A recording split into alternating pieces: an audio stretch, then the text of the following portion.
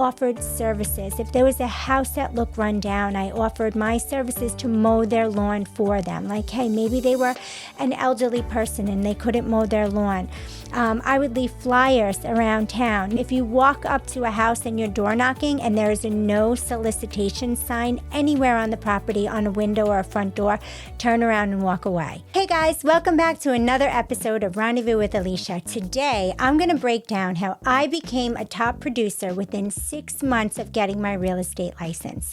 Are you ready? Let's rendezvous. So, I got my real estate license in 2018. I started figuring out, kind of researching what other realtors were doing, asking questions. My broker, Gina Lalo at North Shore Properties Realty, she was amazing. She was about 13 years seasoned doing real estate, and I grilled her brain on what she did. And a lot of things came down to cold calling. Well, I started cold calling and I just hated it. I absolutely hated it. So I decided to go another route and see if I could do something that would make me feel a little more comfortable with a little more skin in the game. Well, I lived on Long Island, and in this one specific town that I lived in, there was a for sale by owner around the block from my house. The owner had put for sale by owner signs up all over our town, and one day I decided that I was going to call. I had no sales under my belt, no experience, nothing, but I called him and I had a conversation with him, and I was so confident in my call, telling him that I know the area, I live in the area, I'm an expert in the area, I know the demographics, I know the price range, I know the neighbors, I know the people, that I could hit this out of the park for him. Well, he trusted me. He let me list his home that he had for sale by owner. We call that a FSBO. And, but he said, I'll let you do it for a really small commission percentage. It was really small.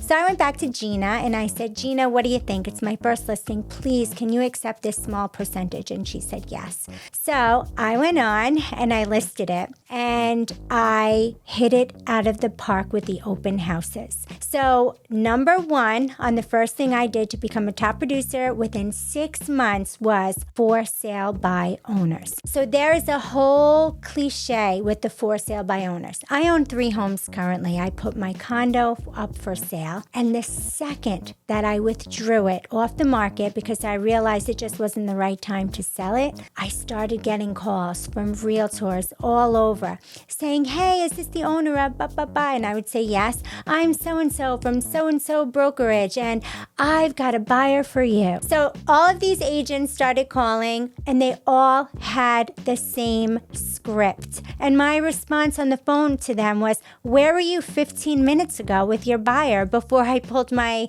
condo off the market, before it became a withdrawal? If you really have a buyer, where were you 15 minutes ago? None of them can answer that question.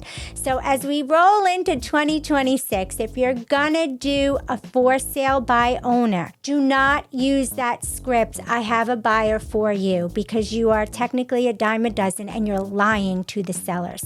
Because if you really had a buyer, you would have been showing their home 15 minutes ago while it was still active and on the multiple listing and Zillow and Trulia and Realtor. So stop lying to the owners and get real, get a new script. Google it. Google new scripts for sale by owners. It's 2026. Let's get a little original here. Okay, but anyway, that was my tangent. Back to number 1. FSBOs are a great way to start. Number 2, open houses. I took that first listing and I hit it out of the park with open houses. Now, one thing that realtors that you really have to know, open houses are not just about getting buyers. Open houses are about getting sellers, and that is exactly what happened to me. I hit this open house. I had multiple open houses at this home. Each one was elaborate. I did giveaways. I went door knocking the night before, 2 days before, the week before. As soon as I advertised my open house, I printed flyers at Staples, and I went door knocking all around the town, and I said, I'm having an open house. please come, please come. I had snacks, I had food, I did raffle giveaways, I had signs for miles advertising where the house was, not just open house with my brokerage on it. I had the exact address. So if people were driving down a main road, they could see the address on the open house sign. Well, let me tell you something. Not only did I pack the open house and impress my seller so much, I brought in the right buyer who gave the right price, and I got the home under contract. I also got buyers, because the buyers that came in unrepresented, which I'll get into number 3 of things to do. We'll get to that in a second. But I made buyers from the open house, but I also made sellers. There were neighbors on the block that saw how much effort that I put into that open house.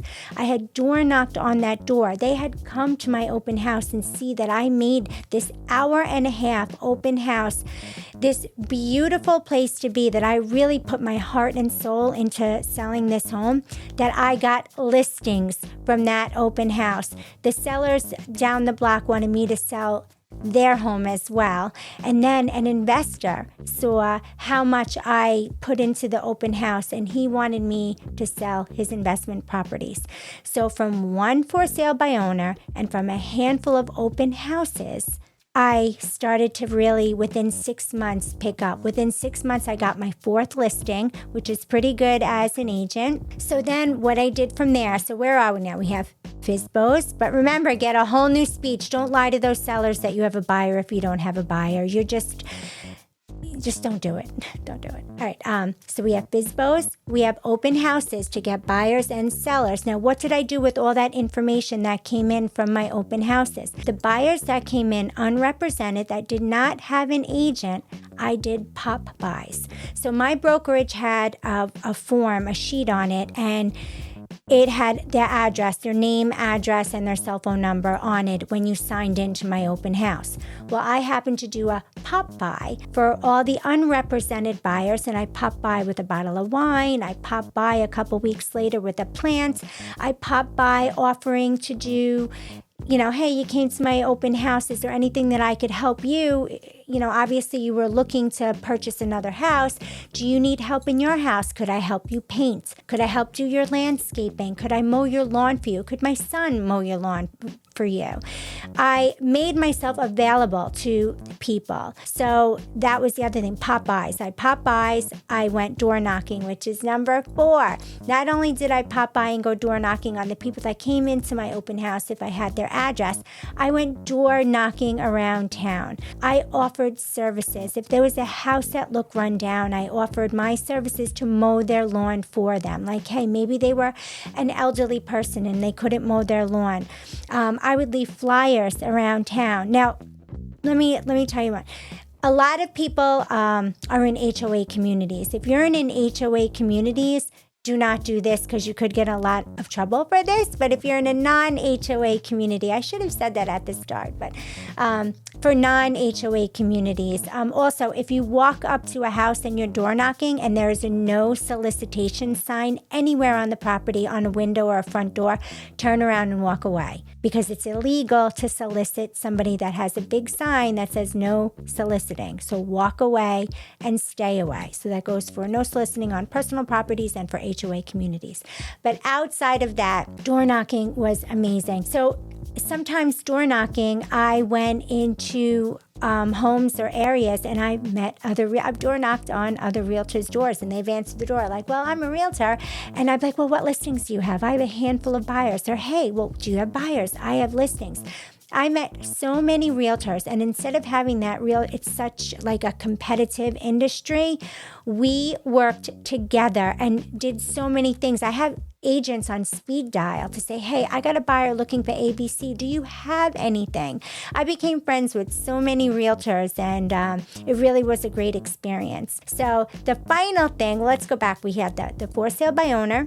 We had the open houses. We had the Pop-bys. We had the door knocking. And the final thing that I did was I used social media. When I first started becoming a realtor, I reached out to all of my family and friends, my small sphere of influence. influence, okay? I reached out, I sent private messages, I made little videos, I sang happy birthday to everybody on my Facebook Messenger, and I would say happy birthday, and I just want to let you know too, I just got my real estate license, and I'm thinking about you, and if you know anybody, think about me too. Let's, wash each other's hands. I let my sphere of influence know.